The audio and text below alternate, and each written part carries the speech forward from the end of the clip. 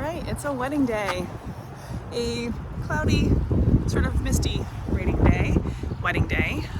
But let's talk about how to make this work, right? We have no control over weather on a wedding day. We just have to make it work. That is my job. I mean, obviously the ceremony location really can't be beat. We're down in Newport, Rhode Island, right on the water at the Naval Officers Club. That's where this wedding is happening today. But it is a cloudy, misty, humid day. Now, reasons I love a cloudy day as a photographer on a wedding day: I can shoot anywhere. And that is the best part about it.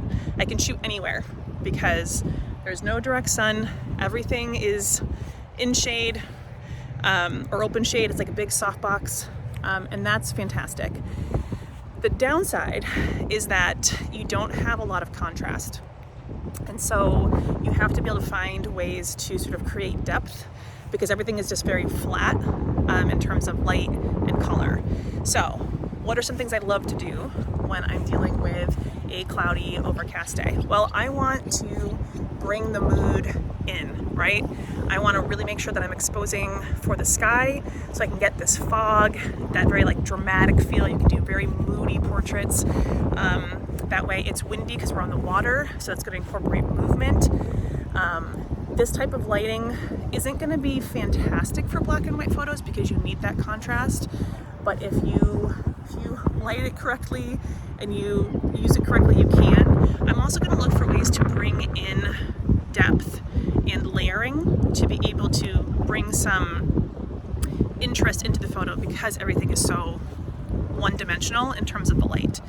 So when I was driving into this, there's a beautiful marina and there are some beautiful pink and purple hydrangea bushes there. We could stop there to do some photos, come down here to the water, obviously. We also have to sort of keep an eye out on how misty it's going to be, how much my couple might want to be out in the mist before the ceremony, but that is sort of the time that we're slated to have their pictures begin. We're still a couple hours away, so this fog might move out before then. It's not supposed to be sunny. It's going to be like this most of the time. But we have a lot of really lovely backdrops. This is Salve Regina University, or one of their buildings. And so that in the background sort of has a very like castle-esque feel to it. We could come down to the water if they wanted to. There's some rocks over there. There's some beach here, but at the very least, we can put them on this wall. Let me show what that looks like. So I don't know if they're gonna wanna go down to the beach. They might. There are some rocks over there. This is the back end of the venue where the reception is going to be. But we could at the very least put them on this wall, and I can drop down and get a great perspective of them with the bridge. This is sort of like an iconic bridge for Newport in the background, especially with the fog. The water, the wind, sort of creates a nice little mood. This isn't the most beautiful of locations right here, so you got to get creative with your perspective and your composition to not have this be the focal point of your photos. All right, let's talk about this for a second. This just caught my attention. It's sort of this random, I'm assuming it's like a utility building or something, but this backdrop has a lot of texture and could absolutely be used for photos from different perspectives. It sort of is a nice outdoor space. You could shoot this way and sort of tuck them in to the vines there. So this is definitely an option. And even like this little vantage point here, there's some color, some flowers on the grass with the boats in the background. I would shoot this vertically to sort of crop out this over here and crop out that over there, and they could walk through that. You get some of the boats on the side, you get the blue sky in the background, and you get some color in the grass. So these are those rocks that we saw from over on that side. And this actually is pretty cool. I like the rock structures here. It adds some depth and some texture, more so than the other side. So if they were open to it, I maybe want to put them here. I don't know that they would want to do it all the way up there, but they wouldn't have to. You could just come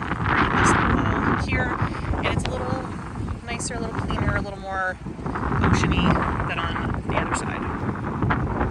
And then the last thing is the marina. So unless they have like explicit permission to go down onto the docks, they can't go on the marina, into the marina, but we can get a viewpoint of the marina from the side. And that just adds, again, texture and color and perspective, and really sort of brings in that coastal vibe that the couple's looking for. So I could have them stand right here, and we would get all that marina in the background, and we're not violating anything, we're not going anywhere we're not supposed to be going. We're just standing right here to get the marina in the background.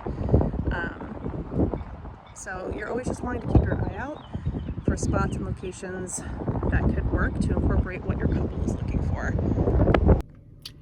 It's very misty out there.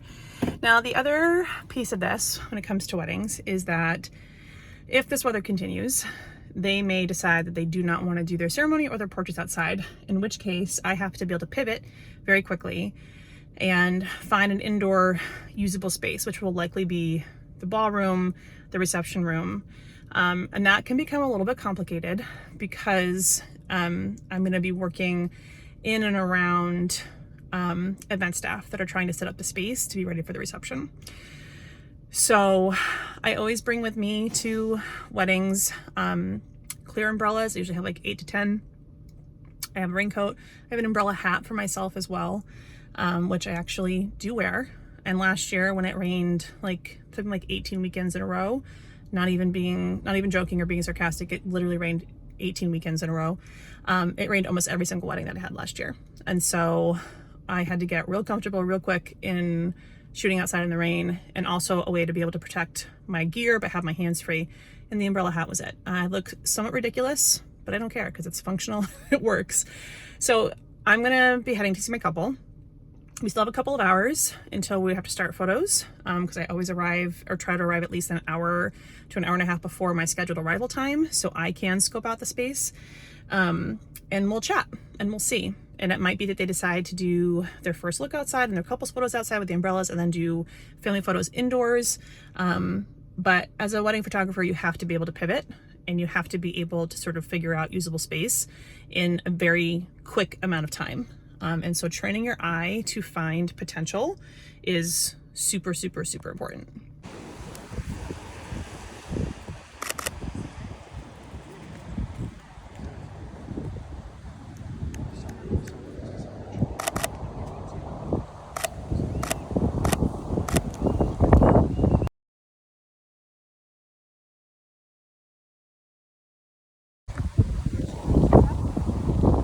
Yeah, I'm ready. Go ahead.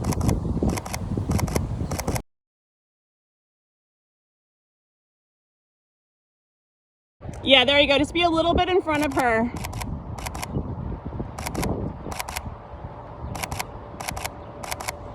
Love it.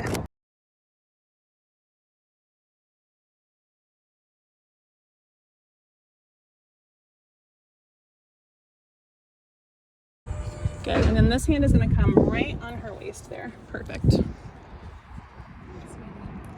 Oh, I love this. Yeah, let's do serious face. Good. And just bring your faces a little bit closer together right there.